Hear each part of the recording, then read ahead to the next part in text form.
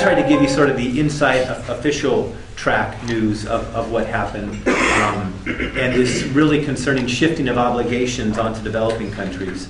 I now want to turn to Gopal, who will talk about some of the domestic politics in this, and particularly the work that he did in a delegation of environmental justice leaders that he led to Copenhagen. So, please. Hi, my name is Gopal. I'm with Movement Generation, Justice and Ecology Project. We're based out of Oakland, Berkeley, but we're Bay-wide.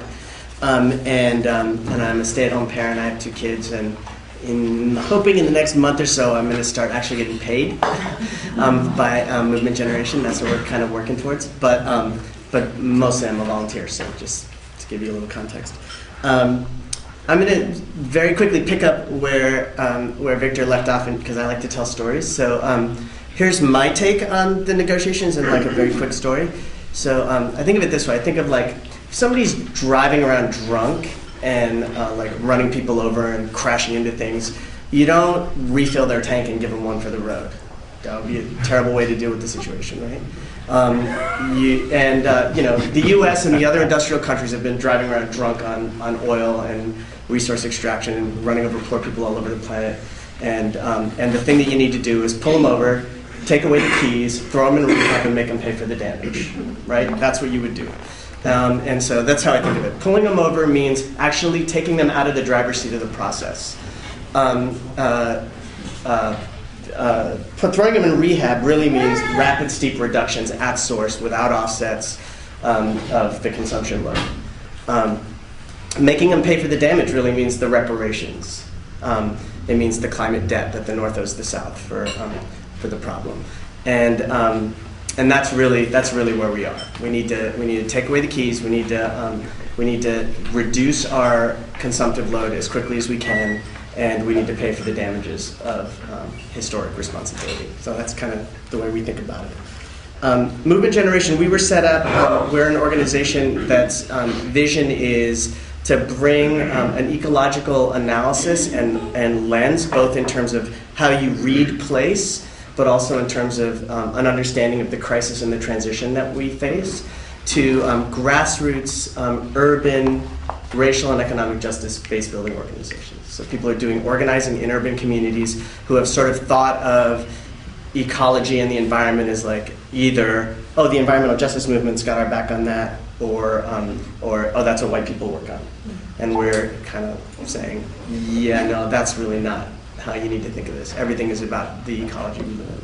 And so we led, and I had the privilege of taking a group of folks, about a dozen folks from grassroots base building organizations across the country, from a couple of different alliances, the Right to the City Alliance, the Grassroots Global Justice Alliance, and some Bay Area groups, some of whom work on environmental justice point source issues, and many of whom who don't, but who are in urban communities in which ecological crisis and transition is really it's the single most important material and political shift that's going to happen over the next 100 years, right?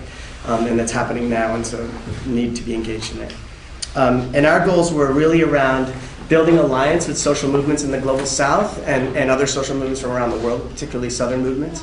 Understanding how other folks are connecting the issue. What does their translocal organizing look like? What do their alliances look like? How do we engage in that process? And amplifying the perspective of the notion of that there is actually a South and the North.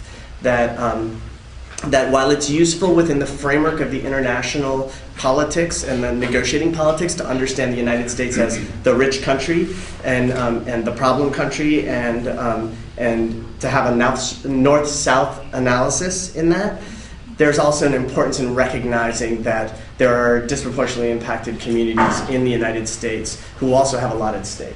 A simple example I'll give is, and this is obvious to everyone, but it's something that's not often articulated. Offsets. Offsets is something that is often opposed in international politics as being bad for communities in the global south. Because A, most of the offsets don't actually support clean development and support responsible, sustainable development. They are ways of shifting burden on southern communities and all that, all of which is absolutely true.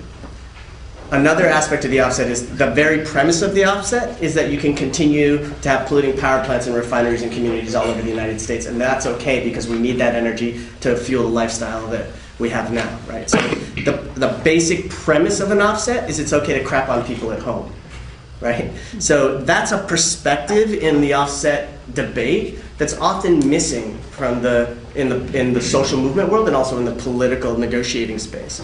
So our delegation was there to kind of amplify those issues, to recognize the impacts on communities here, and to assess our own organizing and what we want to do forward going. And it was a truly exceptional experience for us, really meeting with folks from all over the world and understanding how people are relating the issues and articulating the issues in the communities that they live in and work in, recognizing the direct relationships between their livelihoods and climate impacts, even when, I mean, for some folks, it's easy to see when you look at, say, farmers or fish workers who are saying we're seeing immediate impacts right now of climate destabilization and those issues, and that. But then when you start to look at like urban communities who feel where the articulation of those issues seems a little bit removed, it was really powerful for us, for example, to talk with waste pickers from around the world and from India in particular and Colombia and other places where they were talking about how their urban recycling agenda, how they're organizing around it, how they're trying to build infrastructure to be engaged as part of both the solutions and to have their livelihoods protected through the negotiating process. We at Movement Generation, our vision of what we need is we articulate as sort of the alignment between resistance, resilience, restoration, and restoring. Resistance is the place where we fight for power, where we gain power. It's the place where, one of the reasons why we took a group of folks to the international arena is recognizing that we actually need to carve out political space and political power at all levels, including at that level. The resilience is actually building reflective, responsive relationships to place in our own communities in an organized way. So we work with grassroots groups in the Bay Area to get folks to say, yeah, we actually have to figure out how we're going to deal with water and water politics, but also decentralize and democratically control water. So we do, for example, gray water installation and rainwater catchment systems for base building organizations in the Bay. Not because we think that 3-minute showers is the solution, but because we think taking water out of control of an industrial system and of having water be democratically controlled. The system wants to pave, pipe, pump, and pollute it, and we're saying no. We need to slow spread, sink, and store it, and we can do that ourselves. We don't need anybody to tell us to do that or how to do that. That we want restoration, that we want to return to the commons those things which belong in the commons. And again, that's one of the things that's being fought for in Copenhagen. Are we going to commodify atmospheric space, or are we going to recognize that it's a commons? And that we have to tell a new story of the way we want to live and how we can live. And that for us, bringing back those stories from Copenhagen, from social movements, is really important. I'm going to end with sort of what's next for us. We're active. 2 minutes, great. What next? 2 minutes. We're active in a local network called the Mobilization for Climate Justice West, which is also part of the Mobilization for Climate Justice nationally. And our vision is to bring more grassroots organizations into the Mobilization for Climate Justice, to get active in the local struggles and to create the political pressure, political space. We're also active in the Oakland Climate Action Coalition. Every city in this country is going to develop a climate action plan, is going to be required to have a climate and energy action plan. And right now is the time for grassroots organizations and social movements to say this is what we want it to be, and to control that political space before it gets colonized by corporations and special interests instead of popular interests. And we're also working with these larger alliances across the country, like the Right to the City Alliance, and the Domestic Workers Alliance, and groups like that they actually come together in something called the Inter-Alliance Dialogue, and we're working with them to say, okay, what does it mean to have an ecological frame? What does it mean for Right to the City to think about an urban land reform movement, and to build movement at that scale? Couple things coming up this year. People have probably heard that Evo Morales has called for a People Summit on Climate around Earth Day in Bolivia. And then, of course, COP16 will happen in Cancun probably towards the end of the year, November or December. And those are two things that we're keeping our eyes on, as well as the U.S. Social Forum, which is happening this summer in Detroit.